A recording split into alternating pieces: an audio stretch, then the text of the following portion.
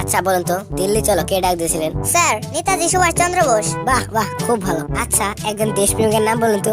অনেকেই তো আছে, যেমন মহাত্মা গান্ধী। বাহ বাহ, খুব সুন্দর। আচ্ছা বলুন তো, ভারত কবে স্বাধীন হয়? স্যার, ভারত 1942 সালে স্বাধীন হব করতে করতে শেষে 1947 সালের 15 আগস্ট স্বাধীন হয়। খুব সুন্দর। এটাই লাস্ট প্রশ্ন। বলুন তো, আকাশে কতগুলো তারা আছে? স্যার, এখনো সেটা জানা যায়নি, তবে বিজ্ঞানীরা এটা নিয়ে গবেষণা করছে। এবার আপনি আসতে পারেন।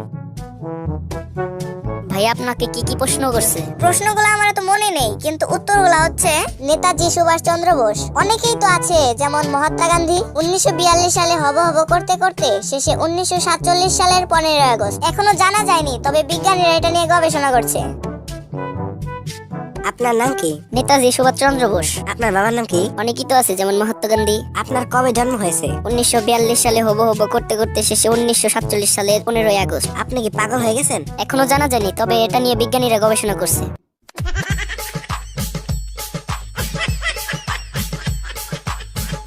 আপনাকে আমি 10টি প্রশ্ন করব যা পানির মতো সহজ, অথবা একটি প্রশ্ন করব যা লোহার মতো কঠিন। উত্তর দেওয়ার আগে ভালো করে ভেবে দেখুন আপনি কোন প্রশ্নের উত্তর দিতে চান, সহজ 10টি নাকি কঠিন একটি। আমি কঠিন একটি প্রশ্নের উত্তর দিতে চাই। তাহলে বলুন কোনটি প্রথমে আসে, দিন না রাত? দিন প্রথমে আসে স্যার। কিভাবে? আপনি বলেছেন তৃতীয় কোনো প্রশ্ন করবেন না, তাই চাকরিটা আমার ফাইনাল।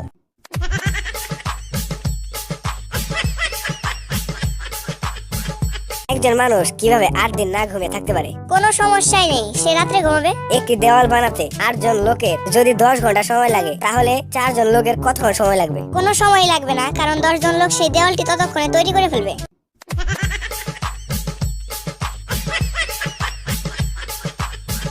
নীল সাগরে যদি একটি লাল পাথর ছুঁড়ে মারেন, তাহলে কি হবে? পাথরটি ভিজে যাবে অথবা ডুবে যাবে। কোন জিনিসটি দেখতে একটি অর্ধেক আপেলের মতো? সেই আপেলের বাকি অর্ধেকটি।